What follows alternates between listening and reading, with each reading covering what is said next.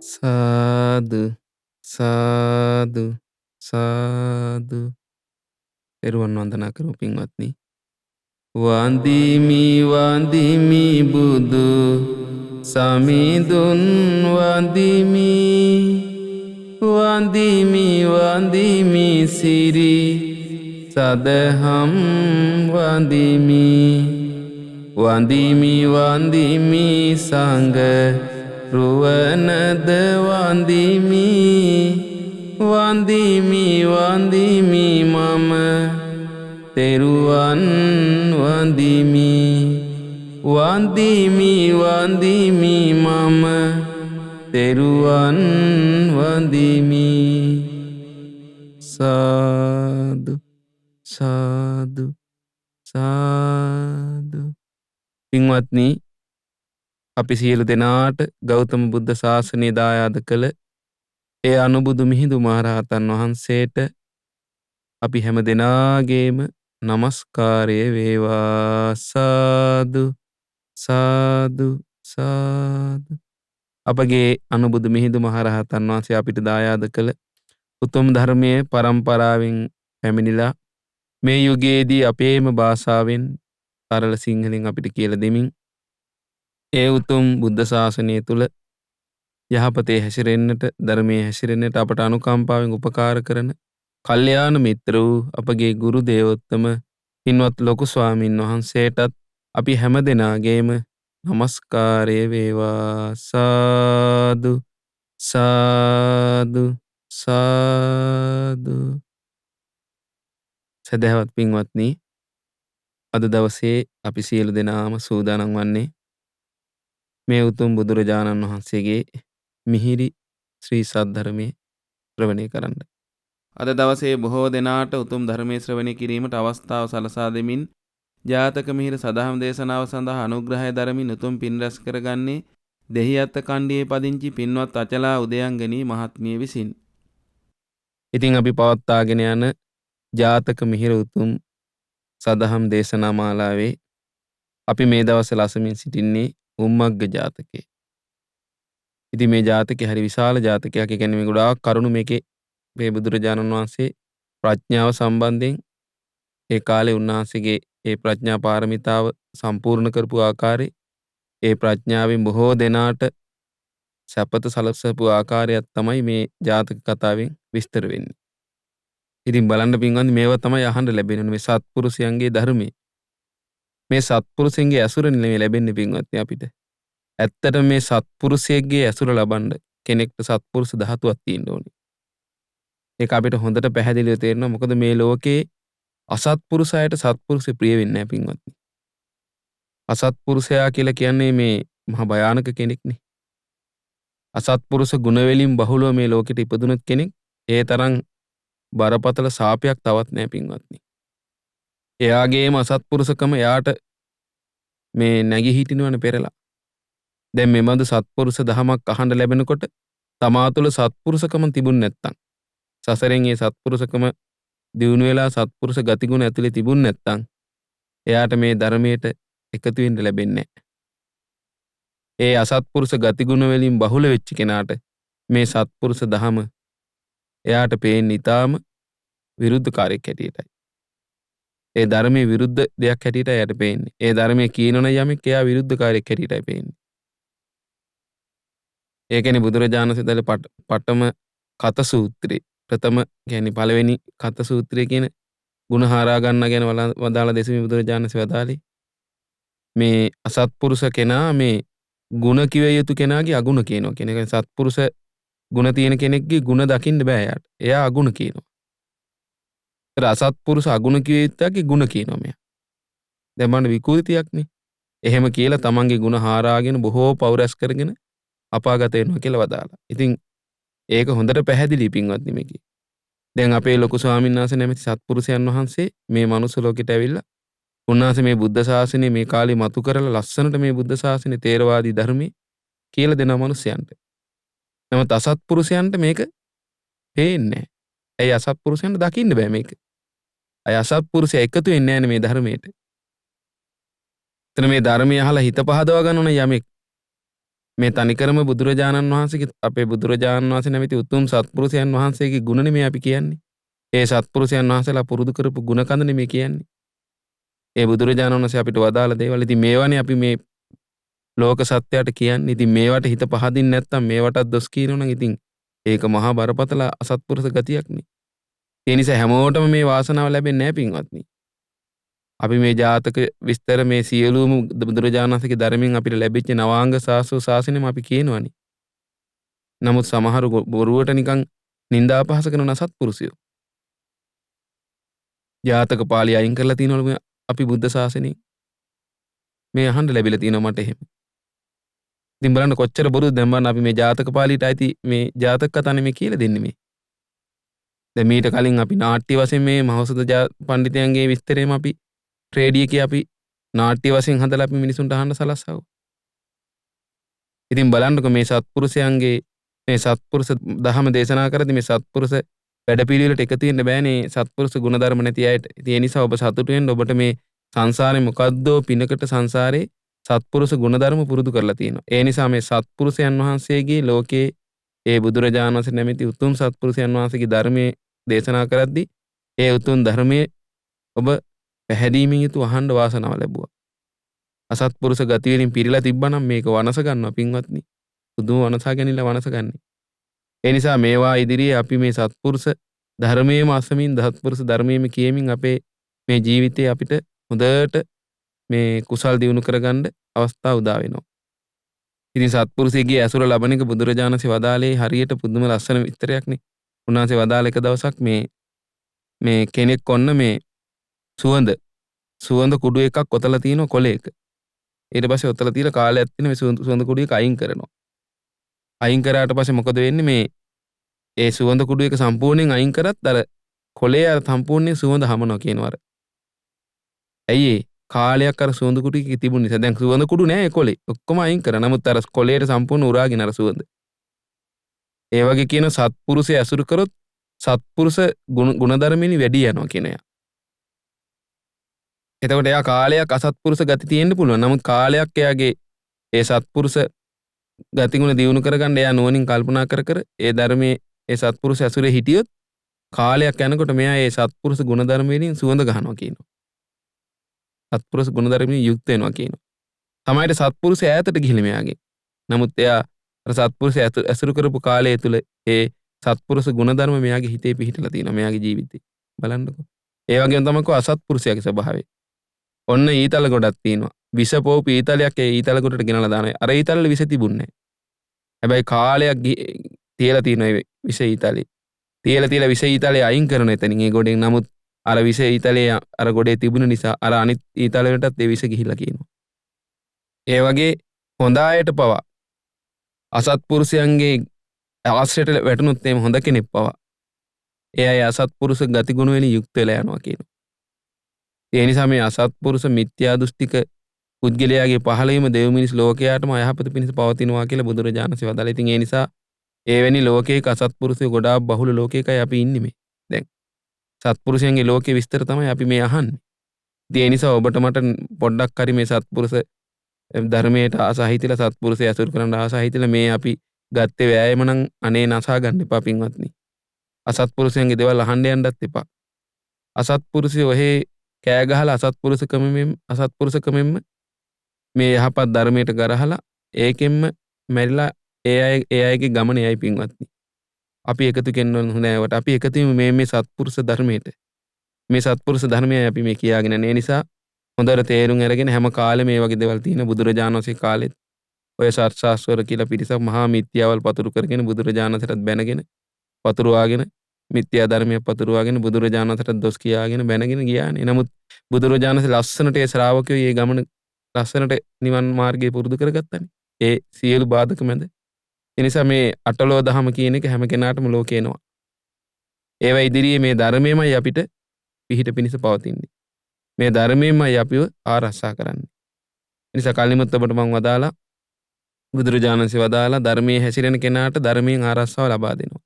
ධර්මයක් නැතුව ධර්මයෙන් බැහැර යන සසරේ බොහෝ ධර්මයට විරුද්ධ වෙච්ච අසත්පුරුෂයන්ට ධර්මයෙන් කිසිම පිහිටක් ලබා ගන්න බැරුව අසත්පුරුෂකමින්ම ජීවිතය අවසන් කරගෙන අසත්පුරුෂය උපදින තැන්වල ගිහිල්ලා උපදින්න සිද්ධ වෙනවා. ඒ නිසා එවැනි දේ තේරුම් අරගෙන ඔබ මේ ධර්මයේම අහමින් ධර්මයට හිත පහන් කරගෙන අසත්පුරුෂ ඇසුරු දුරු කරන්න අසත්පුරුෂයන්ගේ හුළඟක්වත් වදින්න එපා කියලා මේ ධර්මය අහලා රැස් කරන පිණින් ඔබ ප්‍රාර්ථනා කරන්න. එච්චරට වටින මේ සත්පුරුෂ ඇසුර. ඉතින් මේ සත්පුරුෂයන් වහන්සේ අපගේ බුදුරජාණන් වහන්සේගේ අතීත විස්තරය තමයි අපි අසමින් සිටියේ. ඔබ ගිය දවසේ ඇසුවා ඊටාම ලස්සන දහම් පරයයක්. ඒ තමයි අර සේනක කියන ඒ වේදේහ රජතුමාගේ පඬිතුයන් 4 දෙනාගේ වැඩිමහල්ම කෙනා. ඉතින් මෙයා තමයි මෙයාගෙන් ඉස්සලා රජතුමා ඇහුවේ මේ උතුම් කවුද කියලා. ප්‍රඥාව තියෙන දුප්පත් කෙනාද උතුම් නැත්නම් ධනෙ තියෙන මෝඩ කෙනාද කියලා ඇහුවා. ඉතින් සේනක හැම වෙලේම කිව්වේ මේ ධනෙ තියෙන කෙනා නුවණ නැතුණත් එයා උතුම් කියලානේ. ප්‍රඥාව තියෙන කෙනා ධනෙ නැති හින්දා උතුම් වෙන්නේ නැහැ කියලානේ. ඒතර එයා කිව්වේ හැම වෙලේම මේ පොහසතා නුවණ නැතත් උතුම් වෙනවා කියලා. නුවණ තියෙන කෙනා දුප්පත් නිසා නුවණ කියන එක උතුම් වෙන්නේ නැහැ කියලා. නමුත් අපේ මහා බෝසතාණන් වහන්සේ නුවණේ වටිනාකම හොඳට තේරුම් අරගෙන නුවණින් කළ යුතු දේ තියෙන වටිනාකම තේරුම් ගන්න නුවණ ගැන ප්‍රශංසා කරමින් ගාතාවන් වදාලා. ඉතින් මේකේ අන්තිමේටම මේ සේනක හිතුවා කියනවා මේ බෝධිසත්වයන් වහන්සේගේ සම්පූර්ණ මේ පඬිත බව නැති කරලා දාලා මේ නූගතෙක් කරනවා කියලා හිතාගෙන තමයි මේ අන්තිම ගාතාව කිව්වේ. එතනින් තමයි අපි ඉවර කළේ. ඒ තමයි මෙයා කියනවා ස්වාමීනි අපි දැන් පඬිතෝ 5 දෙනෙක් මෙතන ඉන්නවා. අනුශාසනා කරන්න ඔබ වහන්සේට. හැබැයි අපි ඔබ වහන්සේට වැඳගෙන ඉන්නේ කියනවා මේ පඬිත උනාට. එතකොට මේ දෙදෙව්ලොවට අධිපති ශක්‍ර දේවේන්ද්‍රයාට සියලු දෙවිවරු වැඳගෙන ඉන්නවා වගේ. ඔබතුමාට අපි මේ පඬිත උනාට වැඳගෙන ඉන්නේ කියන. ඒ හින්දා මේකෙමුත් තේරෙනවා මේ ඉසුරුමත් කෙනාමයි උතුම් වෙන්නේ ප්‍රඥාවන්තයා උතුම් වෙන්නේ නැහැ කියනවා. හීනයි කියනවා. බලන්න මෙයා දාපු වාදේ මෙතන. දැන් මේ කවුද මේ සේනක වෙලා ඉන්නේ පින්වත්නි මේ ජීවිතේ බුදුරජාණන් වහන්සේත් එක්ක වාද කරන්න ඇවිල්ලා පෙරදිච්ච සත්‍යක නෙමෙයි ඉන්නේ. දැන් බලන්න ඒ කාලෙත් වාද කරන බුදුරජාණන් වහන්සේත් එක්ක. පුහු වාදන තියෙන්නේ. ඉතින් බලන්න පුදුම කියන්නේ සේනක වෙලා ආපු කෙනා මේ සත්‍යක වෙලා අන්තිමේටම බුදුරජාණන් වහන්සේගේ ධර්මය අහලා ඒ ඔක්කොම මැඩපවත්තානේ බුදු කෙනෙක් විදිහට. දැන් මේ බෝසතාණන් වහන්සේ විදිහට මේවා කතා කරනවා. නමුත් මේ වාද නැගීම මෙයාගේ තියෙන ජීවිතේ. පුදුම කියන අපේ බුදුරජාණන් වහන්සේගේ පිහිට ලැබලා මෙයා සසරෙන් නිදහස් වුණානේ මේ ලංකාවේ පහළ වෙලා පස්සේ. ඉතින් මේ අතීත ඉස්තරේ තමයි මේ කියන්නේ. ඉතින් මේ සේනක කියන්නේ සත්‍යක. මේක ඉස්තරේ ඉස්සරහට තියෙනවා. ඉතින් සත්‍යක එහෙම කිව්වට පස්සේ රජතුමා සතුටු නැහැ. දැන් රජතුමාගේ පැත්තෙන් කතා කරේ ගොඩක්. රජතුමා මුතුම් කියලා කිව්වේ දැන් අර පඬිතුන්ටත් වඩා. රජතුමා කියනවා සේනකයන් විසින් මනා ලෙස කරුණ ඉදිරිපත් කළා. ඊට පස්සේ කියනවා අපේ මහා බෝසතාණන් වහන්සේට මහෞෂධ පඬිතයන්ට කිම මාගේ පුත්‍රේ පඬිති ඔබ මොකද කියන්නේ දැන්? මේ වාදේ බින්දින්න ඔබ සමත්ද? ඉදිරිපත් කරන්නකෝ කරුණ. කරුණ තියෙනවද කියලා කියන්න කිව්වා. ඊට පස්සේ ඔන්න බලන්න. ඊට පස්සේ ඉතින් මේ වගේ වාදයක් බින්දින්න බෝසතාණන් වහන්සේ අර වෙන කෙනෙක් නම් සමත් නැහැ පින්වත්නි. දැන් බලන්න මේ වාද කර මේ වාදයන්ගෙන් මේ ජීවිතේ වාද කරන්න සකස් වුණාට පස්සේ බුදුම විදිහටනේ හිතට එන්නේ මේ වාද කරන අදහස්. දැන් බලන්න මේ සියලු වාද අපේ බෝසතාණන් වහන්සේ ඉදිරියේ සියල්ලම විනාශලා යන ඉතින් බලන්න මේ ලස්සනට උන්වහන්සේ විස්තර කරනවා. ඔන්න බලන්න තමන්ගේ ඥාන බලයෙන් ඔහුගේ වාද බිඳලා දානවා කියලා කියනවා. රජතුමනි මේ බාලයා කුමක් දනීද? මේ සේනක කියන බාලයා මොකද්ද දන්නේ? කීර්තියම බලනවා. ඒ කියන්නේ මේ ධන සම්පත්ම බලනවා. මේ යසයිසුරුම බලනවා කියනවා. ප්‍රඥා විශේෂත්වයක් දකින්නේ නැහැ කියන මේ. මහරජතුමනි මේ ගාථාව අහන්න කියලා ඔන්න කියනවා. නුවණැත්තන් විසින් කළ යුතු යමක් උපන් කල්හි ඉසුරුමත් බාලතේ මේ නුවණැත්තාගේ ගැත්තේ බවට පත් වෙනවා කියනවා. ඒ කියන්නේ නුවණින් කළ යුතු යම් කිසි කටයුත්තක් ආවට පස්සේ කොච්චර ධනෙ තිබ්බත් නුවණ මඳ බාලයා අර නුවණැති කෙනාගේ වැඩකාරයෙක් බවට පත් වෙනවා කියනවා. යට වෙනවා කියනවා නුවණැති කෙනාට. නුවණින් කළ යුතු එකක් ආවහම. සල්ලි භාගයෙන් කරන්න ඕනේ වට පස්සේ සල්ලි භාගය තියෙන කෙනා තමයි පේන්නේ. නමුත් නුවණින් කළ යුතු දේ ඉදිරියේදී ධනෙ තියෙන නුවණ මඳ කෙනා අර නුවණැති කෙනාගේ ගැත්තෙක් බවට පත් වෙනවා කියනවා. නුවණැත්තා දක්ෂ ලෙසින් සියලු දේ සංවිධානය කරනවා කියනවා. එහිලා අඥානය මුලාවටම පත් වෙනවා කියනවා. නුවණැත්තා මේ ජීවිතේ ලස්සනට පිළිවෙලකට සංවිධානාත්මක ජීවිතය ගත කරනවා කියන හැම දෙයක්ම සංවිධානය කරන්න පුළුවන් කියන නුවණින්. දැන් මේකේ හොඳට ඉස්සරහට පැහැදිලි නුවණින් කොහොමද බෝසතාණන් වහන්සේ මේ රාජ්‍ය පවා මේ කරන විදිහ මේ සතරම් මඩින විදිහ පුදුම විදිහට නුවණින් කරන්නේ. ඒ නිසා නුවණ තියෙන කෙනා නුවණින් මනාකොට සංවිධානය කරන කියන හැම දෙයක්ම නමුත් නුවණ මද ධනෙ තිබ්බත් ඒ අඥානය මුලාවටපත් වෙනවා කියන ඒ කටයුතු ඉදිරි නුවණින් කළ යුතු දේ ඉදිරි මුලා වෙනවා කියන එයාට බෑ කියන මුකුත් කරගන්න. මේ කරුණ දැකලා මම නුවණ ඇත්තේ නුවණ තියෙන කෙනා මුතුම් කියලා සලකනවා. නුවණ නැති බාලයා කොච්චර ධනවත් වුණත් උතුම් වෙන්නේ නැහැ කියනවා. මේ විදිහට මහා බෝසතාණන් වහන්සේ ප්‍රඥාවේ බලය පෙන්වා දුන්නට පස්සේ මොකද වුනේ? රජතුමා සේනකෙන් ඇහුවා කෙසේද සේනකේනි හැකිනම් පිළිතුරු දෙන්න කිව්වා දැන් මේ කියපු කරුණට. ඉතින් ඔහු අර ගබඩාවේ තබන ලද දෙයක් මේ තැම්පත් කරා වගේ එයා ඉගෙන ගත්ත දේවල් ඔක්කොම අවසන් මේ වෙලා ප්‍රතිභාණයෙන් තොර වෙලා මොකද උනේ නිහඬව සිතුවිලි හිතමින් හිටියා කියනවා. මෙයාගේ ඔක්කොම නිහඬ වෙලා ගියා. කියන්න දෙයක් නැතුව ගියා මෙයාට. ඉගෙන ගත්ත ටික කිව්වා මෙයා. පරම්පරාවෙන් ආපු වාද ටික. ඒවා තමයි මෝඩ වාද ටික කිව්වේ මෙයා. ඔක්කොම මහා බෝසතාණන්ගේ ප්‍රඥාවේ සිඳලා දැම්මනේ. ආයෙ මුකුත් කියන්න බැරුව මොකද උනේ? නිහඬ වුණා කියනවා. හරිද ගබඩාවක යමක් දාලා තැම්පත් කරා වගේ සියලු ප්‍රතිභාණයෙන් මේ තොර වෙලා නිහඬව සිතුවිලි හිතමින් හිටියා කියනවා. මුකුත් හිතා ගන්න බැරුව. ඉතින් මේකේ කියනවා මේ ජාතක කතා ලියනකොට මේ බැරි වෙලාවත් එයාගේ සිතුවිලින් ආවනම් මීට එරෙහිව වාද මේක ගාථා 1000කින්වත් ඉවර කරන්න බැරි ජාතකයක් බවට පත් වෙනවා කියනවා. ඉතින් ඔහුගේ සියලු ඒ වාද ප්‍රශ්න නැගිලි අවසන් වුණා. ඊට පස්සේ ඔහු නොවැටහි ඉන්න කල්හි අපමහා බෝසතාණන් වහන්සේ හරියට මේ ගැඹුරු ජලකඳක් මේ එකපාරට ගලාගෙන එනවා වගේ මහා බෝධිසත්වයන් වහන්සේ තවදුරටත් ප්‍රඥාවම වර්ණනා කරමින් මේ ගාථා කිව්වා කියනවා. ඒකාන්තයෙන් සත්පුරුෂයන් විසින් හොඹාන මම කී සත්පුරුෂය ගැන. සත්පුරුෂය තමයි පින්වත්නි මේ ලෝකේ ප්‍රඥාව වර්ණනා කරන්නේ නුවණ. නුවණින් කටයුතු කරන්නේ සත්පුරුෂයෝ. ඒ නුවණින් කළ යුතු දේ නුවණ මද කෙනා කොච්චර ධනවත් වුණත් කරන්න බෑ. එයා ඒ නුවණ මදකම නිසාම විනාශයටපත් වෙන කොච්චර භෝග තිබ්බත්. මේ ජීවිතේ මහා භෝග සම්පත් තියෙන කෝටිපති නුවණ නැති නිසා දානයක්වත් දෙන්නේ නැතුව දැන් අර ධනපාල පේතවස්ති දැක්කනේ ගිහිල්ලා පෙරේත ලෝකෙ ඉපදිච්ච හැටි. ඉතින් මේ පෙරේතයා කියන ධනපාල කියන ප්‍රේතයා මං හිතන්නේ මේ බුදුම ධනයක් තිබ්බේ 80 කෝටියක. ඒකේ 80 කෝටිය කියන්නේ රත්තරන් තිබ්බ කියනවා 80 කෝටියක් නෙවෙයි. රත්තරන් තිබ්බ කියන කරත්ත 80ක් පුරවලා. කොහොමද බලන්නකෝ. මේ ලෝකෙවත් අද එහෙම ධනයක් නැහැ නේ මිනිසෙකුට. ඉතින් ඒ ධනවතාත් නුවණ මද නිසා සද්ධාවේ පිහිටන්න බැරිකම නිසා ඒ ධර්මයේ පිහිටන්න බැරි නිසා නුවණ මදි නිසා මොකද කරේ පව් කරගෙන ගිහිල්ලා උපන්නන්නේ පෙරේත ලෝකෙ. ඊට පස්සේ ඒකේ කියනවා මම දැන් පෙරේත ලෝකෙ ඉපදිලා අවුරුදු 55යි. මේ දක්වා කාපු කෑමක් ගැන බීපු බීමක් ගැන මම දන්නේවත් නැහැ කියනවා. කොහොම බලන්නකෝ අසත්පුරුෂයාට වෙන දේ. දැක්කද? තන සත්පුරුෂයා තමයි මේ නුවණ දියුණු කරගන්නේ නුවණින් යුක්ත වෙන්නේ. ඒ නිසා කියනවා ඒකාන්තයෙන් සත්පුරුෂයන් විසින් තමයි නුවණ ප්‍රශංසා කරන්නේ. මේ සම්පත් තියෙන අන්ධබාල මිනිස්සුયો ඒ සම්පත් වලටම ඇලිලා යනවා කියනවා. ඔවුන් කැමති වෙන්නේ කාලා බීලා ජොලියෙන් ඉන්න ඉසිරුමත් බවටමයි කියනවා.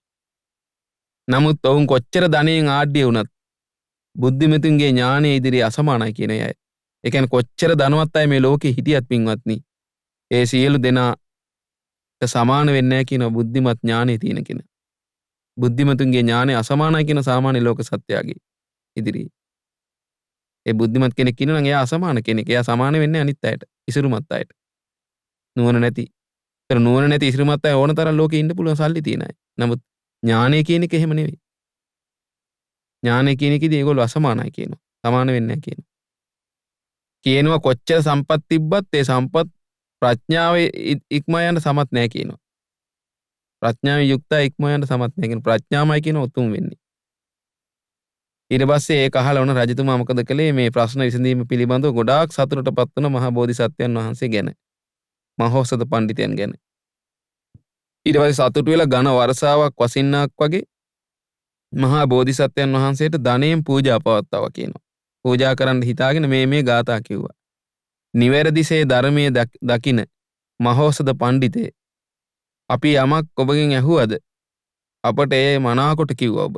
ප්‍රශ්න විසඳීම පිළිබඳව සතුටටපත් වූ මම ගවයන් දහසකුත් හස්ති රාජයෙකුත් ආජානීය අස්යන් යෙදූ උතුම් රථයකුත් ඒ වගේම රථයන් 10ක් ආජානීය අස්යන් යෙදූ මේ රථ 10ක් දෙනවා කියනවා. ආජානීය අස්යන් යෙදූ රථ 10කුත් ගම්මර 16ක්. කියන්නේ ගම්මර 16කුත් මං තොපට ලබා දෙනවා කියලා ඔන්න බලන්න ඒ ප්‍රශ්න විසඳීමෙන් සම්පූර්ණ මේ මහා බෝධිසත්වයන් වහන්සේගේ ප්‍රඥාව නිසා මේ වගේ ඔන්න තෑගි ලබා දුන්න එකට. දැන් රජතුමාම සතුටුල මේව දුන්නේ. ඒ තමයි ගවයන් 1000යි. අස්ති රාජයෙක්. ඊළඟට ආජානීය අශ්වයන් යෙදූ රථ 10ක්. ඒ වගේම ගම්මර 16ක්. කියන්නේ ගම් 16ක් ලබා දුන්න මේ මහෞෂධ පඬිතුයන්ට. ඒ ගම් 16ම තියෙනවා එයාට ගන්න පුළුවන්. ඒ කියන්නේ ඒ ගම් වරයක් ලබා දුන්නා. ඉතින් ඒ නිසා මේ එතෙන් පටන් පින්වන්නේ මහා බෝධිසත්වයන් වහන්සේගේ යසස විශාල වුණා කියන ගොඩාක් ඒ කියන්නේ කීර්තිය පැතිරලා ගිහිල්ලා උන්වහන්සේ තියෙන භවභෝග සම්පත් විශාල වෙලා යසස වැඩි වුණා කියන උන්වහන්සේගේ විශාල වෙලා ගියා කියනවා. ඉතින් ඊට පස්සේ දැන් ඔන්න අර උදුම්බරා දේවිය අවුරුදු 16 වෙනකොට දැන් ඒ වෙනකොට මේ මහෞෂධ පඬිතුයන් තරුණ බවට පත් වෙලා ඉන්නේ දැන්. තරුණ කාලේ දැන්. ඊට පස්සේ ඔන්න දැන් ඒ අවුරුදු 16 වගේ කිට්ටු වෙන දැන් බෝධිසත්වයන් වහන්සේගෙත් වයස ඇවිල්ලා තියෙන්නේ. ඊට පස්සේ මොකද කළේ මේ උදුම්බරා දේවිය. දැන් තමන්ගේ මල්ලි කියලානේ සලකවි බෝධිසත්වයන් වහන්සේ. ඊට පස්සේ කියනවා දැන් මේ අපේ මේ මල්ලිගේ මේ මහෞෂධ පඬිතුයන්ගේ යසස දැන් ගොඩාක් විශාලයි. මොහුට ආවාහයක් කරලා දෙන්න ඕනේ කියලා කල්පනා කළා. ඊට පස්සේ ඒ බව රජතුමාට දැනුම් දුන්නා ගිහිල්ලා මේ උදුම්බරා දේවිය. කියනවා මේ රජතුමා ඊට පස්සේ රජතුමා ළඟට විස්තර කිව්වට පස්සේ රජතුමා සතුටටපත් වුණා. යහපති දේවිය. එහෙනම් ඔහුට අපි ඒ බව මේ කියමු කියලා කිව්වා. ඊට පස්සේ මොකද කළේ අපේ මහෞෂධ පඬිතුයන්ට මේ බව දැනුම් දුන්නා උදුම්බරා දේවිය. අපි එහෙනම් කුමාරිකාවක් ගෙනෙමු නේද කියලා. ඊට පස්සේ බෝධිසත්වයන් වහන්සේ මොකද කළේ මේ කැමැති වුණේ ඒ අනිත් අය හොයලා දෙන කාන්තාව තමන්ගේ බිරිඳ කරගන්න. ඊට පස්සේ කිව්වා තමන් විසින්ම ඒ ගැන සිතා බලලා මේ මං කෙනෙක් හොයාගන්නම් කිව්වා. ඉතින් ඒ නිසා රජතුමාට කියන්න මේ එපා මේ වෙන දේවියක් මට ලබා දෙන්න කියලා කියන්න එපා මම්ම හොයාගන්නම් කිව්වා කියලා කියන්න කිව්වා රජතුමාට. ඉතින් හොයන්න යන්න එපා කියන්න කිව්වා. නැත්නම් රජතුමා හොයලා දෙනවනේ මට අරගෙන. මගේ කැමැත්තෙන් මම්ම හොයලා මේ කාන්තාව දැරියක් මං තෝරගන්නම් කිව්වා. ඊට පස්සේ උදුම්බරා දේවිය කිව්වා එහෙනම් හොඳයි මලන්න ඒ විදිහට කරන්න කිව්වා එහෙනම්. ඊට පස්සේ දේවියට වැඳලා තමන්ගේ ගෙදෙට්ට ගියා කියන තමන්ගේ ගෘහයටයි දැන් බෝධිසත්වයන් වහන්සේට වෙනම රජගෙදෙට්ට එහා පැත්තින් හදලා දුන්නනේ තැනක්. දැන් දහසක් පිරිවරත් එක්කනේ ඉන්නේ බෝධිසත්වයන් වහන්සේ. ඊට පස්සේ මොකද කළේ සහායකයන්ට දැනුම් දුන්නා තමන්ගේ අර දහසක් දෙනාට. දැන් එතනත් තරුණයෝ 1000ක් ඉන්නෝනේ තමන්ගේ යාළුවෝ. දැනුම් දීලා මේ වෙනත් වේශයක් මවාගත්තා. ඒ කියන්නේ මහාන කෙනෙක් විදිහට හැඩ වුණා. හැඩ වෙලා ඒ මහාන උපකරණත් අරගෙන තනියම උතුරු දොරටුවෙන් නික්මුණා. ඒ මේලු නුවර උතුරු දොරටුවෙන් නික්මිලා උතුරු යවමැදුම් ගමට ගියා කියනවා. ඔන්න බලන්න මහා බෝධිසත්වයන් වහන්සේ. ඊට පස්සේ පින්වත්නි ඒ ගමේ ඉඳලා තියෙනවා මේ පැරණි සිටුකොලයක් ඉඳලා තියෙන. ඒ සිටුකොලේ පරිහානියටපත් වෙලා. ඒ කියන්නේ අර දුප්පත් වෙනවා කියන්නේ. කලින් සිටුකොලේ කියන්නේ ඒ නගරේ සල්ලි තිබ්බෙම පවුලක්. ඉතින් ඒ පවුල අඩු වෙලා ගිහිල්ලා දිලිඳු වෙලා දැන් පරිහානියට පැත්තලා ඉන්නේ. ඉතින් ඒ කුලේ ඉඳලා තියෙන ඒ ගෙදර අමරා දේවි කියලා දියණියක්. හරියම රූමත් ඇය. ඉතින් සියලු අංග ලක්ෂණයන්ගෙන් ඇය යුක්තයි. හරියම පින්වන්තයි ඇය.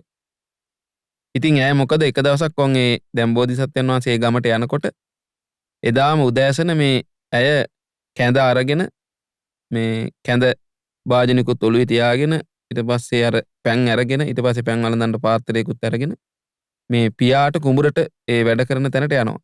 පියාට තමයි මේ ටික අරගෙන යන්නේ මෙයා.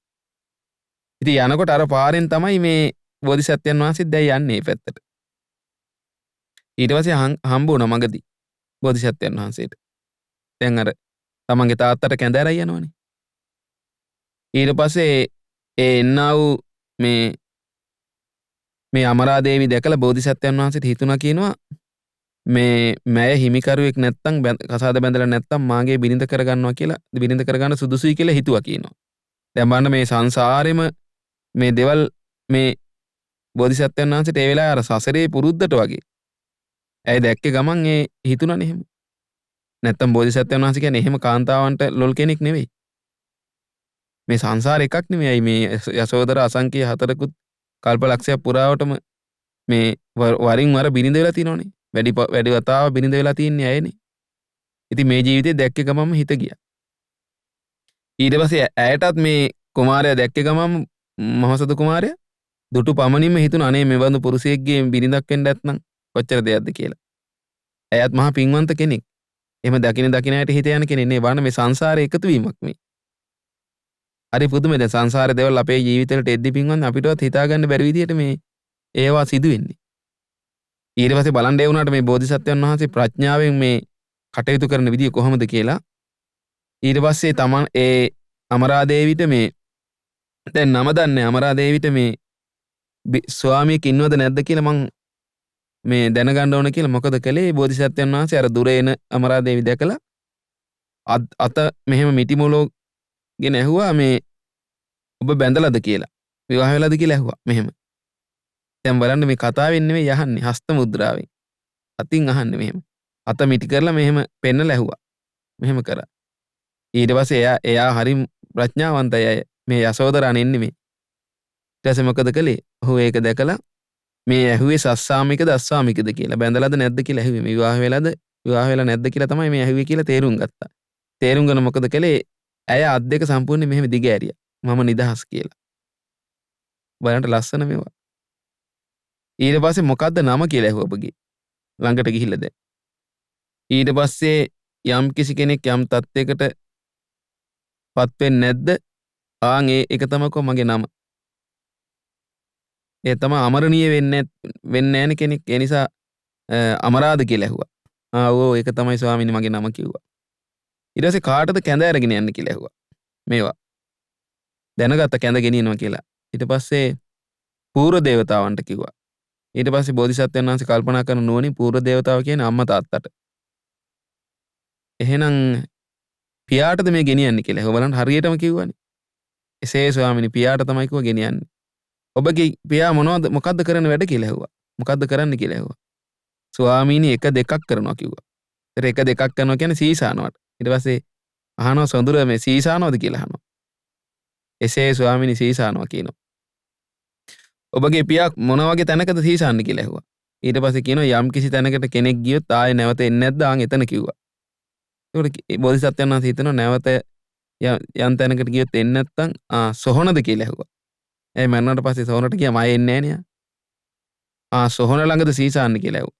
එසේ ස්වාමීනි සොහොන ළඟ තමයි අපේ තාත්තා මේ පියා සීසාන්නේ කිව්වා දැන් අද ගිහිල්ලා එනවද කියලා ඇහුවා ඔබ ඊට පස්සේ කියනවා නාවොත් එනවා ආවොත් එන්නේ නැහැ කියනවා ඊට පස්සේ ඒ තමයි මේ බෝධිසත්වයන් වහන්සේ කල්පනා කරා ඒ කියන්නේ එහෙනම් ගඟක් ළඟ තමයි මේ ගඟකින් එතරලා තමයි යන්න තියෙන්නේ මේ කුඹුරට එතකොට නාවොත් එනවා කිව්වේ ගඟේ වතුර වැඩි වුන් නැත්තම් එනවා ගඟේ වතුර වැඩියෙන් ආවේ නැත්තම් එනවා ගඟේ වතුර වැඩි වුණොත් එන්න වෙන්නේ නැහැ කියලා තමයි කිව්වේ ඒ කියන්නේ ගම් යුරකද මේ සීසාන්නේ කියලා ඇහුවා එහෙමයි ස්වාමීනි කිව්වා බලන්න මේ ඔක්කොම ලස්සනට විස්තරේ බලන්නකො මේ ප්‍රඥාව පින්වත්නි හිතා ගන්න පුළුවන් අද මේ ලෝකෙට මේවා ගැන සතුටු වෙනවා මිසක් මේ වගේ අපිට හිතලා කටයුතු කරන්න දෙල්ලන්නේ නැහැ මේවා කරන්න බෑ එහෙම මොකද මේ නුවණින් තමයි මේ ජීවිතේ මේ සියලු දේ කරන්නේ බලන්න ඒකයි බෝධිසත්වයන් මම හොයාගන්නම් කිව්වේ ඊට පස්සේ මොකද වුනේ මේ අමරාදේවි කිව්වා මේ එහෙනම් අයියන්ට එහෙනම් කැඳ ටිකක් වළඳමු කිව්වා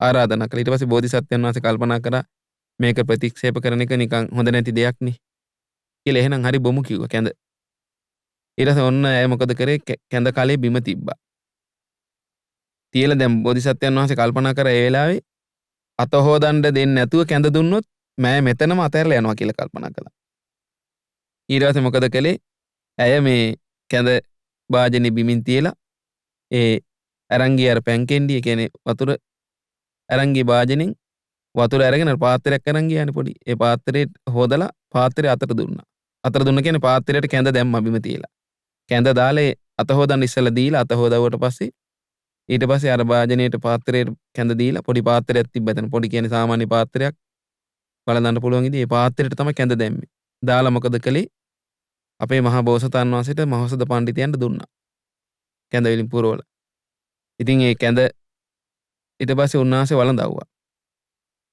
ඊට පස්සේ ඇහුවා මේ සොඳුර මේ ඔබගේ ගෙදෙට්ට යන්න මං කැමති ඒ මාර්ගය කියනවද කියලා ඇහුවා ඊට පස්සේ එහෙනම් මං මේ මාර්ගය කියන්නම් කියලා මෑය පින්වත්නි මේ අමරාදේවි ඒ කියන්නේ ඒකත් නිකන් අර ප්‍රඥාවෙන් තේරුම් අරගෙන යන්න පුළුවන් විදිහට තමයි මාර්ගය කිව්වා කියන්නේ ඒ කියන්නේ සැඟවිච්ච අර්ථයෙන් තමයි කිව්වේ. ඇතුලේ තියෙන අර්ථය මේ ගමන මාර්ගය යන විදිහ ගාතාවකින් මේකේ තියෙනවා ඒක. ගාතාවකින් තමයි මේ ඒ පාර කිව්වා කියන්නේ ගෙදෙට්ට යන. ඉතින් අපේ මහා බෝසතාණන් වහන්සේට පාර වරද්දන්න පුළුවන්ද පින්වත්නි? මේ සංසාරේ කිසිම කෙනෙක්ට පාර වරද්දලා නැති මාර්ගය පෙන්නන බෝසතාණන් වහන්සේගේ පාර වරද්දන්න පුළුවන්ද? ඇය මේ සැඟවිච්ච විදිහට ගාථාවලින් බැඳලා කියපු මේ පාර හොයාගත්තනේ මහා බෝධිසත්වයන් වහන්සේ ප්‍රඥාවෙන්. බලන්න ප්‍රඥාවෙන්මයි සම්පූර්ණ මේ ජීවිතේ මේ සියලු දේ කටයුතු කරන්නේ. ඒක තමයි ප්‍රඥාවන්තයාගේ ගතිය. ඒ කියන්නේ මේ පාරමී පුරනවා කියන්නේ වින්වත්නි. මේ නිකන් ජීවිතයක් ගෙවලා අවසන් කරනව නෙවෙයි පාරමී පුරනවා මේ මහා බෝධිසත්වයන් වහන්සේ. අනිත් අයගේ ප්‍රඥාව මුහු කරවනවා. Taman ඇසුරු කරපු. බලන්නකෝ. ඊට පස්සේ මොකද කළේ? ඉතින් ඇය ගියා අමරදේවි ගිහිල්ලා ඉතින් තාත්තට කැඳ පිළිගන්නවා. ඒ ටික තාත්තට කැඳ දෙන්න ගියා. ඊට පස්සේ මේ අපේ බෝධිසත්වයන් වහන්සේ ගෙදර හොයාගෙන ගියා. ඒ කීප ඉදිරියම ගිහිල්ලා ගෙදෙට්ට ගියා. ඊට පස්සේ ඔන්න ගෙදර යනකොට අමරාදේවිගේ අම්මා තමයි හිටියේ. ඊට පස්සේ අසුනක් දුන්න අපේ බෝධිසත්වයන් වහන්සේට. ඊට පස්සේ කිව්වා මේ පුතේ කැඳ තියෙනවා ටිකක් බොමු කිව්වා. ඊට පස්සේ කියනවා අපේ බෝධිසත්වයන් වහන්සේ මෑණියනි බාල සොහොයුරේ අමරාදේවිය මට මගදී හම්බෙලා කැඳ දුන්න කිව්වා. ඊට පස්සේ අපේ බෝධිසත්වයන් වහන්සේ කියනවා ඒ අම්මට ඒ දීනිය මා වෙනුවෙන්ම ඉපදුනා කියලා මට හිතින්නේ කියනවා. හරි ඉතින් කතාව බලන්නකෝ. බෝධිසත්වයන් වහන්සේ වෙනුවෙන්ම තමයි ඉපදෙලා තියෙන්නේ. ඉතින් මහා බෝධිසත්වයන් වහන්සේ ඔවුන්ගේ දුප්පත් බව දැනගෙන කියනවා මෑණියනි මට මේ මම ඇඳුම් මහන කෙනෙක්. මං ඇඳුම් මහන්න තමයි ආවේ. ඇඳුම් මහන්න පුළුවන් මට. ඉතින් මැසිය යුතු යම්කිසි ඇඳුමක් තියෙනවා මට දෙන්න කිව්වා. ඊට පස්සේ කියනවා අනේ මේ පුත මේ මහන්න නම් ගොඩාක් දේවල් තියෙන හැබැයි ඉතින් දෙන්න මුදල් නැහැ කිව්වා අපිට. දැන් මේ තමන්ගේ දුව ගෙනියන්න ඇවිල්ලා තියෙන්නේ. ඊට පස්සේ කියනවා මෑණියනි මුදල් වලින් වැඩක් නැහැ මට ගේන්න කියනවා රෙදි. ඊට පස්සේ අනේ දිලා ගියපු නොඑක ආකාර රෙදි කඩමාළු ගෙනාවා කියන ඔක්කොම මහලා දුන්නා කියනවා. ඊට පස්සේ ඒ ගමේම මිනිසුන්ට මේ පණිවිඩය යවුවා කියනවා මේ තව මහන්න තියෙනවා නම් කියන්න කියලා. ඊට පස්සේ මොකද කළේ අර ගමේම කිව්වා කියනවා අරන් මේ අර අම්මා මේ රෙදි තියන අයට මහන්න තියන අයට ගෙනලා දෙන්න කියලා. අපේ ගෙදර මේ මහන පුතෙක් ඉන්නේ ඇවිල්ලා කියලා. ඊට පස්සේ ගමේ මිනිස්සු රෙදි දීලා පින්වන්නේ උදේ ඉඳලා හවස වෙනකන් රෙදි මෙහුවා කියනවා. ගමේම රෙදි මෙහුවා කියනවා ඒ මහන්න තිබ්බ. එක දවසින්ම දහසක් මේ රන් කහවණු උපයාගත්තා කියනවා. මහලා. හරි පුදුමයි. ඉතින් ඒ අම්මා මොකද කළේ මේ පුතාට මේ අපේ බෝධිසත්වයන් වහන්සේට කෑම උදෑසන කෑම හදලා දීලා ඒ කන්න දුන්නා. උදේ දවල් කන්න වෙලා දුන්නා.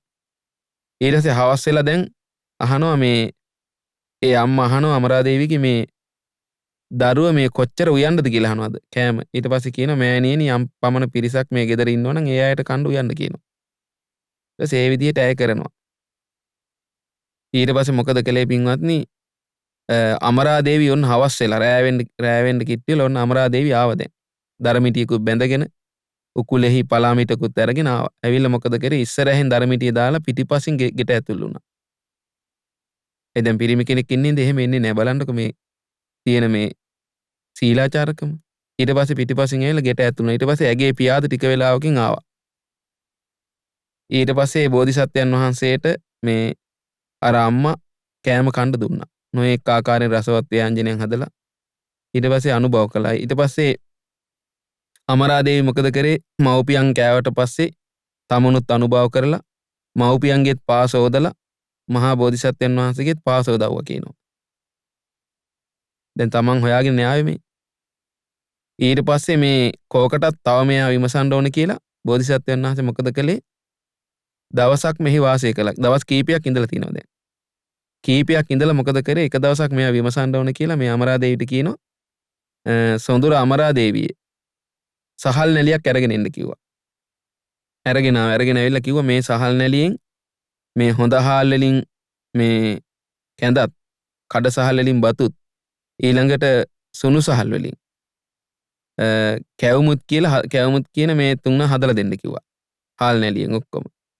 ඊට පස්සේ මොකද කළේ අය ගිහිල්ලා ඒ විදිහටම මේ හොඳ හාල් වලින් කැඳත් කඩ සහල් වලින් බතුත් සුණු සහල් වලින් කැවුමුත් හැදුවා. ගෙනලා දුන්නා මහා බෝධිසත්වයන් වහන්සේට. මේ බලන්න මේ Tamanට සුදුසුද කියලා මේ බිරිඳ තෝරනවා දැන් මේ. ඊට පස්සේ මොකද කළේ? අර කැඳ ටිකක් අරන් මේ කටේ තියෙනකොටම පින්වත්නි රසනහර පිනා ගියා කියනවා. හැබැයි පෙන්වන්න කැමතිලා නැහැ. මොකද කළේ මේ අමරාදේවි ගැන විමසන්න ඕන කියලා මොකද කළේ මේ අර කැඳ විසි කරා කියනවා. කටින් විසි කළා කිව්වා අයියෝ කැඳ ටිකක් හදාගන්න දන්නේ නැද්ද කියලා ඇහුවා කියනවා. ඊට පස්සේ අය කියනවා එහෙනම් කමක් නැහැ මේ කැඳ බොන්න බැයි නම් මේ කැවුම්වත් වළඳන්නකො කියනවා. ඊට පස්සේ කැවිලිත් දුන්නා කියනවා. කැවුම් දුන්නාට පස්සේ කැවිලිත් කාපු ගමන් රසනහර පිනා ගියා කියනවා. ඊට පස්සේ පෙන්නන්න නැතුව විසි කරලා අයියෝ මේ වගේ කැවිලි ටිකක්වත් හදාගන්න දැන් නැද්ද මගේ මේ වෙනසුවා කියනවා මගේ මේ හාල් දුන්න ටික ඉවර කරා කියනවා. ඊට පස්සේ එහෙනම් අයියන්ඩි මේ බත් කන්නකො කියලා මේ වෑංජනත් එක්ක බත් දුන්නා කියනවා. ඒවත් පින්වත්නි වළඳනකොට රසනහර පිනා ගියා කියනවා. හැබැයි පෙන්නන්න නැතුව මොකද කියලා ඒවත් විසි කරා කියනවා කටින්. විසි කරලා කිව්වා කියනවා අනේ මගේ මේ ධනෙ වනසවුවා. නැති කළා. මේවා කන්න පුළුවන්ද? මේ වගේ එකක්වත් හදාගන්න තේරෙන්නේ නැහැ නේ කියලා අර අමරාදේවිට නිකන් අර විදිහට කිව්වා. ඊට පස්සේ මොකද කළේ අර ඒ තුනම එකට අරගෙන බතුයි කැඳයි අර කැවුම් කුඩු කරලා මෙහෙම එකට ඔක්කොම කලවම් කරලා මේ දොර ළඟ ඇවිල්ලා හිට ගන්න කියලා අමරාදේවිගේ හිසේ පටන් මුළු ඇඟේම ගෑවා කියනවා මේ කියන්නේ මූණේ හිටන් ගෑවා කියනවා මේ ඒවා දිය කරලා අර ඔක්කොම එකට කරලා ඊට පස්සේ ඔහම ඉන්න කිව්වා දොර ළඟ. ඔහම හිටගෙන හිටියා. හරි පුදුමයි පින්වත්නි අමරාදේවි කිපෙන්නේ නැතුව තරහ ගන්න නැතුව ස්වාමීනි එහෙමයි කියලා හිටියා කියන එතන. ඊට පස්සේ ටික වෙලාවක් ඉඳලා මේ බෝධිසත්වයන් වහන්සේ තේරුම් කරගත්තා කියනවා ඇගේ නිහතමානී බව. දැන් මේ චෙක් කරන්න මේ කරේ මෙහෙම. අදනම් කොහොමදනේ රස නැති එකක් දුන්නත් මේ විරින්දට තියෙන ආසාවට රසයි කියලානේ කියන්නේ අදනම්. දැන් මම මෙච්චර රසට හදලා දීලත් ඒක පෙන්වන්න නැතුව ඇගේ මේ චෙක් කරනවා හිත. විමසනවා හිත ඇගේ. බලන්න එයා වෙනස් කරගන්න නැතුව මේ හිටියනේ. අර ඇඟේ ගෑව එහෙම්ම හිටියෝ කීප තැනම හිටගෙන. ඊට පස්සේ මේ බෝසතාණන්ත් හිතුවා අනේ මම හොඳ නිහතමානී කෙනෙක් කියලා දැනගෙන සොඳුර එන්න කිව්වා. බෝධිසත්වයන් වහන්සේ ඉන්න තැන. ඊට පස්සේ කතා කරාට පස්සේ ආවා එතනින් දොරටු ළඟින් ඇතුළට. එක වචනෙන්ම ආවා කියනවා. දැන් වෙන කෙනෙක් නම් හිතේ තරහ ඇති කරගෙන මේ අතාරිනවනේ මෙයා. බලන්නක මේ බෝධිසත්වයන් වහන්සේ විමසන්නේ. සසර පුරාම එන එකක් නේ මේ බන්ධනේ.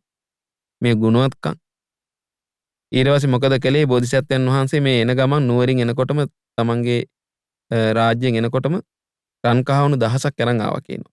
ඒත් එක්කම මේ හොඳ සලුවකුත් අරන් ආවා කියනවා. පසුම්බිය දමාගෙන.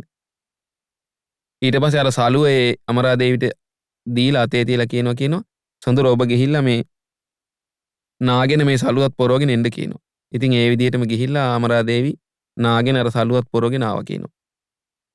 ඉතින් පින්වත්නි ඊට පස්සේ මොකද කළේ මේ පඬිතයන් වහන්සේ අපේ බෝධිසත්වයන් වහන්සේ ඒ තමන් උපයාගත්ත රන් කවණු 1000ක් තියෙනවනේ දැන් රෙදිමහල ගමේ. ඒ 1000යි තමන් ගෙනාපු රන් කවණු 1000යි කියන සියලු ධනයත් අම්මා තාත්තට දුන්නා කියනවා. ඒ සියලු ධනෙ අම්මා තාත්තට දීලා මව්පියන් සනසලා මේ ඇය අරගෙන තමන්ගේ බිරිඳ හැටියට කතා කරලා ඉල්ලගෙන මේ මොකද කළේ නගරයට ගියා කියනවා. නගරයට ගිහිල්ලා නගරයට යන්න කලින් නගරයේ දොරටුපාලයාගේ ගෙදර තියෙනවා ඒ නගරේම. තමන්ගේ රජවාසලට යන්න කලින් රජවාසල ළඟමනේ තමන්ගේ ගෙදර තියෙන. එතෙන්ට යන්න කලින් දොරටුපාලයාගේ නිවසේ තමයි කියනවා මම ගිහිල්ලා නතර කරේ. ඒ බිරිඳට කියලා මේ බලා ගන්න කියලා නතර කරලා ගියා. ගිහිල්ලා තමන්ගේ ගෙදරට ගිහිල්ලා මොකද කළේ පුරුෂයන් කැඳවුවා. තමන්ට ඉන්නවනේ මේ තමන්ට උපකාර කරන පුරුෂයෝ. ඊට පස්සේ ඒගොල්ලෝ මොකද කරේ? ඒගොල්ලන්ට කිව්වා මේ ඔබ ගිහිල්ලා මේ අර අසවල් ගෙදර කාන්තාවක් ඉන්නවා. රන් කවණු 1000ක් දුන්නා මෙයාලගේ අතට දීලා මේ රන් කවණු 1000 දීලා පුළුවන් නම් ඇය පොළඹව ගන්න කිව්වා වැරද්දට. දැන් මේ මොකද කරන්නේ මේ විමසනවා. ඇය නරක කෙනෙක්ද හොඳ කෙනෙක්ද කියලා. දැන් බලන්නකො මේ කරන මේ පරීක්ෂණ තමන්ට බිරිඳ කරගන්න කොච්චර ප්‍රඥාවන්තද බලන්න බෝධිසත්වයන් වහන්සේ. ඊට පස්සේ ඒ විදිහටම කරා කියනවා. ඊට පස්සේ ගිහිල්ලා එහෙම 1000 දීලා එහෙම ඇරයුම් කරනකොට කිව්වා කියනවා මේ අමරාදේවිය මේ එන්න එපා කියන ඕවට විතර මගේ ස්වාමියාගේ පාදවිලි තරම්වත් ඔය රන් කවණු 10 වටින්නේ නැහැ කියනවා මට. එයි දැන් ඒ ස්වාමියෙක් දැන් විවාහ වුණා නෑ ඇත්ත එක්ක දැන්.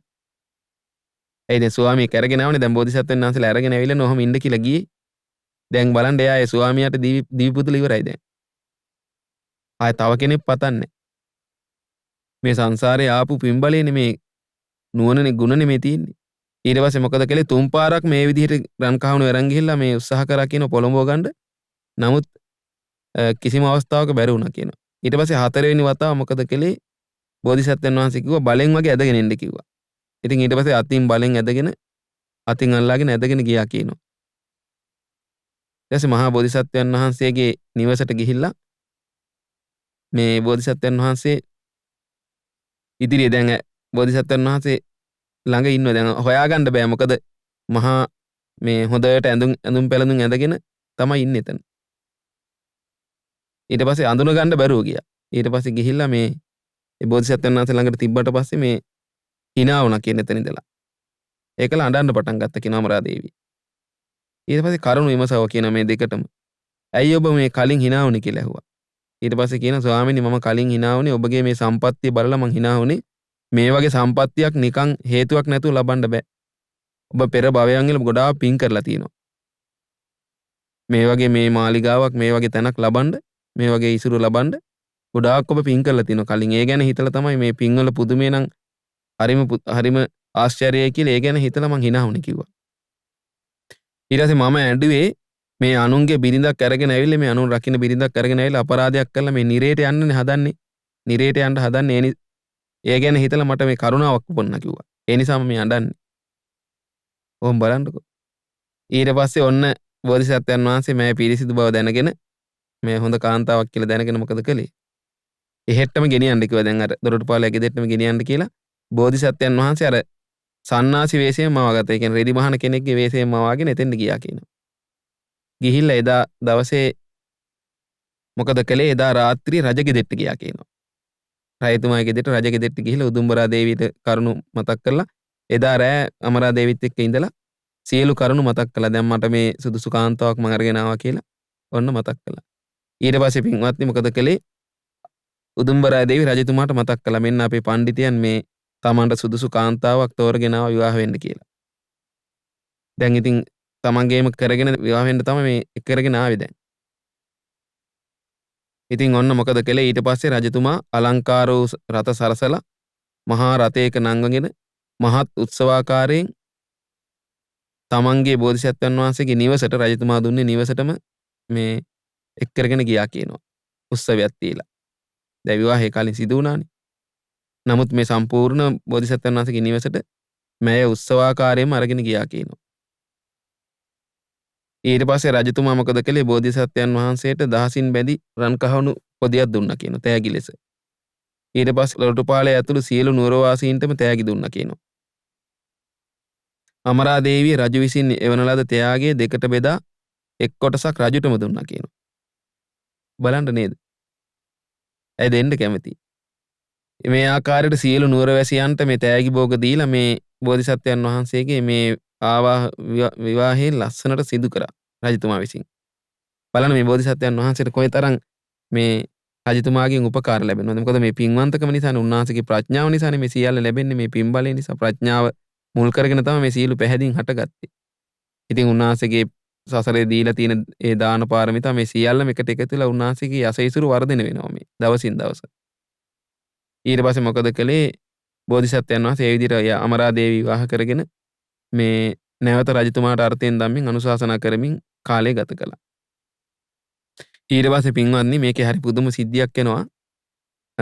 ඊට පස්සේ දැන් ඔන්න බෝධිසත්වයන් වහන්සේගේ මේ ඉසුරු වලින් වැඩි වෙනකොට සේනක ආදී අර බෝධිසත්වයන් වහන්සේට විරුද්ධව කටයුතු කරනෝනේ දැන් අර පඬිතුයෝ 4 දෙනා. පඬිතයි කියන සේනක පුක්කුස දේවින්ද කාවින්ද මේ 4 දෙනාට ගොඩාක් ලොකු ඉරිසියාවක් ආවා. මේගොල්ලෝ හැම වෙලේම විරුද්ධවනේ වැඩ කරන්නේ බෝධිසත්වයන් වහන්සේට. ඊට පස්සේ දවසක් මේ 4 දෙනා එකට එකතු වෙලා මේ මොකද කරන්නේ? කතා වෙනවා. දැන් අපි මහෝසත ගෘහපති පුත්‍රයාට නොසෑහෙන්න වෙමු. එයා දැන් අපිට වඩා ගොඩාක් මේ ඔක්කොගෙම වැඩි හැම එකෙම. බලයෙන් ධනයෙන් ඥාණයෙන් ඔක්කොගෙම වැඩි වෙලා තියෙන්නේ. අපි දැන් නිකන් මේ කිසිම දක්ෂකමක් නැති අය ගොන්න දක්ෂ භාර්යාවකුත් අරගෙන ආවා මෙයා. ඊට පස්සේ ඒ නිසා අපි දැන් මොකද කරන්න ඕනේ? මේ මහෝසත පඬිතයන් රජතුමත් එක්ක බිඳින්න ඕනේ. ભેදයක් ඇති කරන්න ඕනේ. කියලා අපි මේක දැනගන්න නැති හින්දා අපි මේ ભેදය ඇති කරමු කියලා කතා වුණා. ඊට පස්සේ අනිත් අය කිව්වා අනේ මේ ආචාර්යනි අපිට නම් කිසි දෙයක් තේරෙන්නේ ඔබම තමයි ඉතින් දන්නේ මේක කරන විදිය කියලා අනිත් තුන් දෙනා කිව්වා සේනකට. ඊට පස්සේ ඔයාලා හිතන්න ඕනේ මම දන්නවා මේකට උපායක් කියලා මොකද කළේ මේ මෙයා මොකද කළේ එයා රජතුමාගේ තිබ්බ චූඩාමාණික්කය. දැන් මේ හතර දෙනා නිතරම රජතුමා ළඟ ඉන්නේ මේගොල්ලෝ දන්නවා තියෙනව රජතුමාට තියෙන ඒ වටිනා බහන්න. ඊට පස්සේ ඔන්න චූඩාමාණික්කයක් තිබ්බා මේක හොරකම් කරගත්තා. ඊට පස්සේ පුක්කුස මොකද කරේ? පුක්කුසට කිව්වා මේ ඔයා මොකද කරන්නේ? සුවර්ණමේ මාලයක් තියෙනවා. ඒ රත්තරන් මාලයක්. ඒ මාලේ ගේන්නකෝ ඔයාට. පුක්කුසට කිව්වා ඔබ ගිහිල්ලා මාලේ ගන්න හොරෙන් ගන්න කිව්වා. කාවින්දට කිව්වා උඹ ගිහිල්ලා ඇතිරිල්ල ගනින්කෝ. හොඳ ඇතිරිල්ලක් තිබිලා තියෙනවා වටිනා රජතුමාට. ඒ කියන්නේ පාවිච්චි කරන. ඊට පස්සේ දේවින්දට කිව්වා ඔයා ගිහිල්ලා රන් මිරිවෙඩ සංගල ගන්න කිව්වා. රත්තරන් තෙරපු දෙකක් තිබේ දෙක ගන්න කිව්වා. ඉතින් මේ හතර දෙනාම මේවා උපායකින් ගත්තා. එන රජතුමා මේ නැතිලාවක් බල්ලා හොරෙන් ගත්ත මේ හතරම. ඉතින් ඊට පස්සේ අරගෙන මේ හතරම පින්වත්නි මහසත පඬිතියන්ගේ දැන් මාලිගේට මහසත පඬිතියන් ඉන්නේ ගෘහයට මේ හතරම අරන් ගිහිල්ලා මේගොල්ලෝ උපක්‍රමශීලීව දාලා දැන් හොරකමකට පටලවන්න යන්නේ මේ. ඊට පස්සේ මොකද වුනේ? ගිහිල්ලා පින්වත්නි මේ උපක්‍රමශීලීව තමයි මේ හතරම යවන්නේ එතෙන්ද. ඉතින් මේකේ විස්තර ඉදිරියට තියෙනවා පින්වත්නි ඒකේ. ගිහිල්ලා බෝධිසත්වයන් වහන්සේ හොරකමකට අහු කරලා දෙන්න හදන්නේ. ඇයි දැන් මේ බිඳවන රජතුමත් එක්ක. ඉතින් මේගොල්ලෝ උපක්‍රම යොදලා ඒ විදිහට කරන්න තීරණය කරගත්තා. ඉතින් ඊට පස්සේ ගිහිල්ලා මේ විදිහට බෝධිසත්වයන් වහන්සේගේ නිවසේ ඒවා මේ නිවසට යවලා මේ බෝධිසත්වයන් වහන්සේට මේ අර රජතුමත් එක්ක තියෙන යහලුකම නැති කරලා දාන්න මේගොල්ලෝ කටයුතු කළා. ඉතින් ඒක ඉදිරියට අපිට ඉගෙන ගන්න පුළුවන්. අද අපිට මේ ලැබිච්ච කාලේ පින්වත්නි අවසන් වෙලා යනවා. ඉතින් ඒක හරිය ලස්සන විස්තරයක් ඉස්සරහට බෝධිසත්වයන් වහන්සේ ඒකෙදිත් මේ ප්‍රඥාවෙන් යුක්තව ඊට පස්සේ බෝධිසත්වයන් වහන්සේට අර දිව්‍ය පුත්‍රයෙක් අර ශේෂතේ හිටපු බෝධිසත්වයන් වහන්සේගේ ප්‍රඥාව ඉස්මතු වෙන විදිහට ඔය රජතුමා බය කරලා ලස්සන සිදුවීමක් එතන සිදු වෙන ඒ සිද්ධියෙන් පස්සේ ඒතර වань දැන් මේ සේනක ඇතුළු පිරිස බෝධිසත්වයන් වහන්සේගේ විනාශයටම කටයුතු කරද්දී මේ බෝධිසත්වයන් වහන්සේගේ ප්‍රඥාව ඉදිරියේ ඒ සියලු දේම සුණු විසුණිල යන විදිහට කටයුතු සිද්ධ වෙනවා. හරි පුදුමයි. මේක සම්පූර්ණයෙන්ම බෝධිසත්වයන් වහන්සේගේ ප්‍රඥාව ඉස්මතු වෙන ආකාරයට තමයි මේ ජාතකේ සියලු දේ සිදු වෙලා තියෙන්නේ. ඉතින් ඒක තමයි බුදුරජාණන් වහන්සේ මේ දේශනා කළේ. මොකද භික්ෂුන් වහන්සේලා කතා කර කර හිටියේ බෝධිසත්වයන් වහන්සේ බුදුරජාණන් වහන්සේගේ ප්‍රඥාව ගැනනේ. ඊට පස්සේනේ බුදුරජාණන් වහන්සේ වදාළේ මහන්නේ මේ ජීවිතේ නේ මං අතීතයේත් මහා ප්‍රඥාවකින් මේ ජීවිතය ගත කරලා තියෙනවා කියලා කියන්නේ මේ ජාතකයේ වදාළේ. ඉතින් මේකේ තනිකර ප්‍රඥාව ගැනම තමයි විස්තර තියෙන්නේ. ඉතින් ඒ උතුම් විස්තර අපිට ඊළඟ දවසේ අහන්න පුළුවන්. ඉතින් අද මේ අපි ඇසුවා උතුම් දහම් කරුණු අපිට මේ කෙරේ හිත පහදවාගෙන අපගේ බෝධිසත්වයන් වහන්සේගේ ප්‍රඥා මහිමය ගැන හිත පහදවාගෙන අපිට ඒ උන්වහන්සේ එවැනි ප්‍රඥාවක් පුරලා තමයි සම්බුද්ධත්වයට පත් වෙලා අපිට මේ ප්‍රඥාවෙන් ඒ උතුම් ධර්මයේ දේශනා කළේ. ඒ නිසා බුදුරජාණන් වහන්සේගේ අවබෝධයෙන්ම වදාළ උන්වහන්සේගේ පුබ්බේ නිවාසානුස්සති සති ඥානය නැමැති උතුම් ඥාණයෙන් හෙළිදරව් කළ මේ උතුම් අසිරිමත් විස්තර අහලා අපිටත් ඒ උතුම් ප්‍රඥාව ගැන අපේ හිතේ පැහැදීමක් ඇති කරගෙන ඒ බෝධිසත්වයන් වහන්සේගේ ප්‍රඥාවට ප්‍රශංසා කරමින් අපිටත් ඒ බුදුරජාණන් වහන්සේගේ සසුනේ උන්වහන්සේ සරණ කරගෙන උතුම් බුදු සසුනේ පිහිට ලබන්න මේ ඇසුවා වූ උතුම් දහම් කරුණු අපි හැම දිනාටමත් ඒකාන්තයෙන්ම හේතුපකාරයක්ම වෙත්වා. සාදු සාදු සාදු. පුණ්‍යානුමෝදනාව. අද දින ජාතක මේරි සදහම් දේශනාව සඳහා අනුග්‍රහය දරමින් උතුම් පින් රැස් කරගත්තේ දෙහිඅත්ත කණ්ඩියේ පදිංචි පින්වත් අචලා උදයංගනී මහත්මිය විසින්. ප්‍රධාන අරමුණ හැටියට සඳහන් කරලා තියෙනවා කසුන් මිහිරංග පුතාගේ අධ්‍යාපන කටයුතු සාර්ථක කිරීම පිණිස ත්‍රිවිධ රත්නයේ පිහිට ආශිර්වාද ලැබීම පිණිසත් නිදුක් නිරෝගී සුවපත් භාවය හා දීර්ඝායුෂ පැතීම පිණිසත් පින්වත් සක්දෙවිඳුන් සතරවරන් දෙව්රජ දරුවන්ගේ දැහැමි ආරක්ෂාව ලැබීම පිණිසත් මේ පින් උපකාර වේවා. ධර්ම දානමය පින් බලෙන් උතුම් ධර්මාවබෝධයම වේවා කියලා. ඉතින් ඒ අරමුණු මුල් කරගෙන මේ පින්වත් මහත්මිය විසින් සිදු කරගත් උතුම් ධර්ම දානමය පින් අපි පළමු සීල දෙවියන්ට අනුමෝදන් කරමු. සක්දෙවිඳානෝ සතරවරන් දෙවිවරුන් ඇතුළු සදෙව්ලොව වාසී දෙවියන්ටත් බ්‍රහ්මකායික දෙවියන්ටත් සොමන සමන් දෙවියන් ඇතුළු පොළොව වාසී දෙවියන්ටත් මේ පින්කමට දායකත්වයේ දරේ මහත්මිය ඇතුළු පවුලේ සියලු දෙනාගේ ඉෂ්ඨකාමී දෙවියන්ටත් අනුමෝදන් වෙත්වා.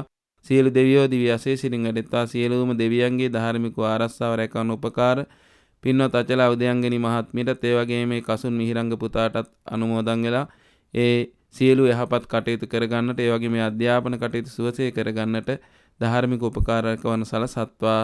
සියලු දෙවියන්ටත් උතුම් ධර්මාවබෝධය පිණිස මේ පින් උපකාර වෙත්වා. සාදු සාදු සාදු. රැස් කරගත් සියලු පුණ්‍ය ධර්මයෙන් අප සියලු දෙනාට මේ උතුම් ධර්මයේ මනාකොට කියා දෙන කල්යාණ මිත්‍ර ගුරු දේවෝත්තම පින්න ලොකු ස්වාමීන් වහන්සේට අනුමෝදන්ව නිදුක් නිරෝගී සුවපත් භාවයේ දීර්ඝායු සම්පන්නියම ලැබේවා. ඒ වගේම මහමෙවුනා වාසී රටලෝක වාසී ගෞතම සසුනේ පිළියෙත් පුන සංගරුන්ට අනගාരികා මෑණිවරුන්ට මේ සියලු පින් අනුමෝදන්ව නිදුක් නිරෝගී සුවපත් භාවය සැලසෙත්වා. සුවසේම ගෞතම සසුනේ චතුරාර්ය සත්‍ය අවබෝධ කරන්න මේ පින් උපකාර වෙත්වා. සාදු සාදු සාදු. එවැගේ මේ රැස් කරගත් සියලුම පුණ්‍ය ධර්මයන් පින්වත් අචල උදයන්ගනි මහත්මිය නමින් ඒ වගේ මේ පින්කමට නන් අයුරින් උපකාර කළෙමු පවුලල සියලු දෙනා නමින් මේ ජීවිතය තුලදී අනන්ත සසර පුරාවටත් මිය පරලොව ගිහින් පින් බලාපොරොත්තුෙන් සිටින සියලු ඥාතීන්ට මේ පින් අනුමෝදන් වෙත්වා. අනුමෝදන්ගේ ඥාතීන්ගේ පරලොව ජීවිත සැපේටම පත් වෙත්වා. සංසාර දුකින් නිදහස් වීම පිණිසත් මේ පින් උපකාර වෙත්වා. සාදු සාදු සාදු.